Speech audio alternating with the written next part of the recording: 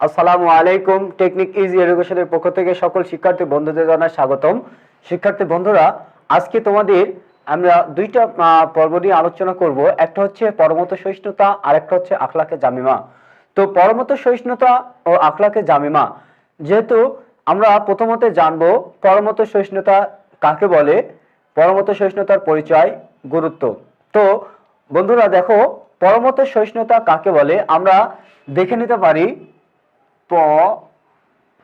পরমত অর্থাৎ এই পরমত শব্দের অর্থ হচ্ছে, আমরা যদি এর অর্থটা দেখি তাহলে আসে হচ্ছে অন্যের মত। আসে কি? অন্যের মত। এখন পরমত, এরপরে যদি আমরা সহিষ্ণুতা বা দেখি তাহলে এখানে আসবে সহিষ্ণুতা। এই সহিষ্ণুতা শব্দের অর্থ হচ্ছে যে সম্মান বা সম্মান দেখানো,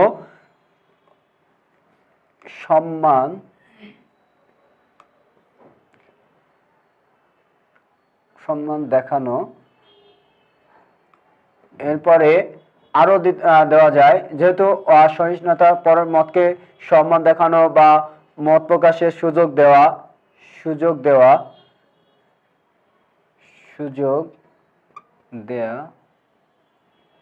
ইত্যাদি, এগুলো হচ্ছে পরমত সহিষ্ণুতার শাব্দিক অর্থকে বিশ্লেষণ করলে আমরা এটা পাই যে অন্যের মতামত বা অন্যের মতকে সম্মান দেওয়া বা সুযোগ দেওয়াকে, মত প্রকাশের সুযোগ দেওয়াকে পরমত সহিষ্ণুতা বলা হয়। তো এখন আমরা দেখেছি যে আসলে পরমত বিষয়টা এমন যে আমরা একে অপরের, অর্থাৎ আমাদের পারিবারিক হোক বা যে কোনো কাজের ক্ষেত্রে যদি আমরা একে অপরের সাথে মত মিলেমিশে একটা মত প্রকাশ করি তো সেটি আমাদের জন্য কল্যাণকর হয়। তো যেহেতু পরমত সহিষ্ণুতা কাকে বলে আমরা এই সংজ্ঞাটা এভাবে লিখতে পারি যে অন্যের মতামত বা অন্যের মতকে সহানুভূতির সাথে বা অন্যের মত প্রকাশকে সম্মানের সাথে সুযোগ দেওয়াকে মূলত পরমত সহিষ্ণুতা বলা হয়। আমরা এভাবেও লিখতে পারবো যে অন্যের মত প্রদানের সুযোগ দেওয়াকেও পরমত সহিষ্ণুতা বলা হয় বা অন্যের মতকে সম্মান দেখানোকেও পরমত সহিষ্ণুতা বলা হয়। তো শিক্ষার্থী বন্ধুরা, এই পরমত সহিষ্ণুতার মাধ্যমে যে বিষয়টি ফুটে ওঠে সেটা হচ্ছে যে আমরা আমাদের পরিবারের, রাষ্ট্রীয়, আন্তর্জাতিক বা যে কোনো পর্যায়ে আমরা সকলে মিলেমিশে একটি আলোচনার সাপেক্ষে কোনো মত প্রকাশের মাধ্যমে কোনো কাজ বাস্তবায়ন করা, এটাই মূলত পরমত সহিষ্ণুতার পরিচয়। তো এখন আমরা দেখব যে আসলে পরমত সহিষ্ণুতার গুরুত্ব কি। তো শিক্ষার্থী বন্ধুরা, এর গুরুত্বটা যদি আমরা দেখতে চাই তাহলে আমরা এইভাবে লিখতে পারি যে পরমত সহিষ্ণুতার গুরুত্ব শুধু এটা আমাদের পারিবারিক নয়, এই গুরুত্বটা শুধু আমাদের ব্যক্তিগত জীবনে নয়, এটা আসলে আন্তর্জাতিক পর্যায় পর্যন্ত এর গুরুত্ব বিস্তৃত। যেমন কি পরমত সহিষ্ণুতার সাথে আমরা যদি একটি বিষয় দেখি সেটা হচ্ছে যে আমরা পরিবারের মধ্যে এটা সম্প্রীতি বজায়। তো পরিবারের মধ্যে পরমত সহিষ্ণুতার গুরুত্ব যেমন, যদি আমাদের পরিবারে তাহলে এই পরিবারের পরমত সহিষ্ণুতার গুরুত্ব হচ্ছে কি, যখন আমাদের পরিবারের 10 জন বা ছোট বড় মিলায় যদি 8 জন মেম্বার থাকে, সদস্য থাকে, এই 8 জন সদস্য ছোট বড় সকলের মতামতের একটি ভিত্তিতে কোনো কাজ করা, অর্থাৎ ছোট বা বড়, ছোটদেরকে মূল্যায়ন না করা বা শুধু বড়দের মূল্যায়ন করা অথবা শুধু বৃদ্ধদের বা বয়সপ্রাপ্তদের মূল্যায়ন না করা, এরকম নয়। পরিবারের ছোট বড় সকলে মিলে যখন আমরা পরিবারের কোনো সিদ্ধান্ত নেব বা মতামত প্রদান করব, এতে আমাদের পরিবারের মধ্যে সকলের মধ্যে একটা সম্প্রীতি বা বন্ধুত্ব বা ভালোবাসার সৃষ্টি হয়। এরপরে আমরা যদি দেখি যে এটা আমাদের সামাজিক জীবনে কি গুরুত্ব রাখে, তো আমরা দেখেছি যে যদি এটা আসে সামাজিক এর গুরুত্বটা কি। তো সামাজিক গুরুত্বটা আমরা এভাবে লিখতে পারি যে আমাদের সমাজে যে কোনো উন্নয়নমূলক কাজের ক্ষেত্রে, অর্থাৎ যে কোনো কাজের ক্ষেত্রে যদি আমরা একে অপরের, অর্থাৎ সমাজের মধ্যে বিভিন্ন শ্রেণীর ধনী দরিদ্র বা ছোট বড় সকলের মতামত নিয়ে যদি আমরা সমাজের কোনো কাজ বাস্তবায়ন করি বা সমাজের কোনো কল্যাণমূলক কাজ করি, তাহলে এতে যদি আমাদের কাজটা পরিপূর্ণ না হয় তারপরেও আমাদেরকে কেউ কোনোভাবে দোষারোপ বা আমাদের প্রতি কোনো বিদ্বেষ পোষণ করতে পারবে না। তার মধ্যে আমরা এটাই বুঝতে পারি যে সমাজের মধ্যে যদি আমরা সকলের মতামত নিয়ে কোনো কাজ করি তাহলে আমাদের সমাজের মধ্যে একটি ভালোবাসা বা একটি বন্ধুত্বপূর্ণ গড়ে উঠবে, বন্ধুত্বপূর্ণ সম্পর্ক গড়ে উঠবে।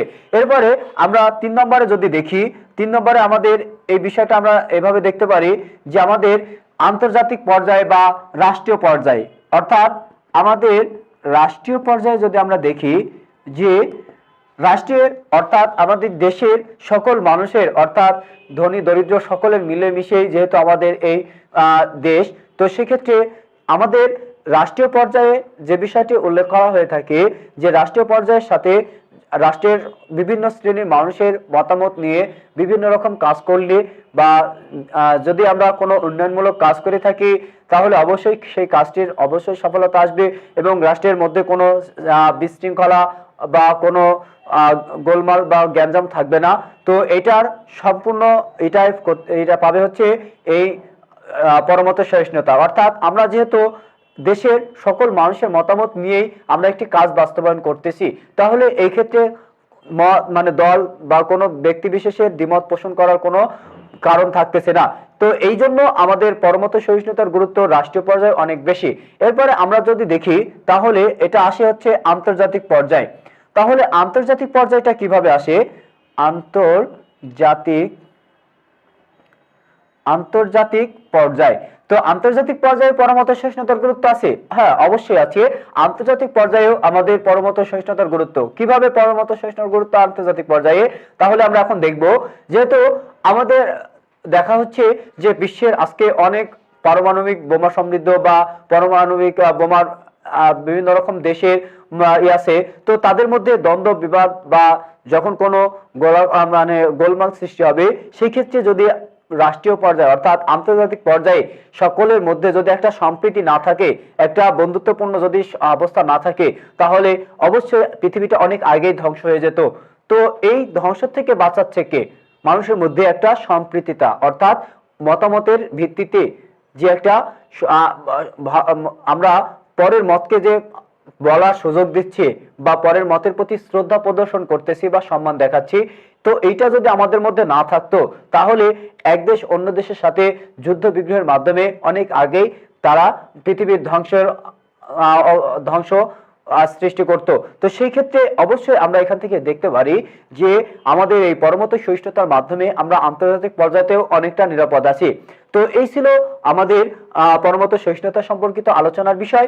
এখন আমরা যে বিষয়টি জেনে রাখবো সেটা হচ্ছে যে এইগুলো থেকে কি ধরনের প্রশ্ন হয়ে থাকে। তো শিক্ষার্থী বন্ধুরা, তোমরা অবশ্যই মনে রাখবা যে তোমাদের পরমত সহিষ্ণুতা থেকে মূলত গ নম্বর এবং ঘ নম্বর প্রশ্নের মানটাই বেশি হওয়া থাকে। আর যেহেতু তোমাদের ক নম্বর যদি প্রশ্নে আসে যে পরমত সহিষ্ণুতা কাকে বলে, সেক্ষেত্রে তোমরা লিখে দিতে পারবা। আর যখনই অধিকাংশ ক্ষেত্রে তোমাদের গ এবং ঘ নম্বর প্রশ্নে আসতে পারে পরমত সহিষ্ণুতার গুরুত্ব লিখো বা এর উদ্দীপকের আলোকে পরমত সহিষ্ণুতার বিষয়বস্তু আলোচনা করতে হবে। তো এই জন্য আমরা এই বিষয়টি একটু জেনে রাখবো। এরপর আমাদের আরেকটি যে জানার বিষয় সেটা হচ্ছে যে আখলাকে জামেমা।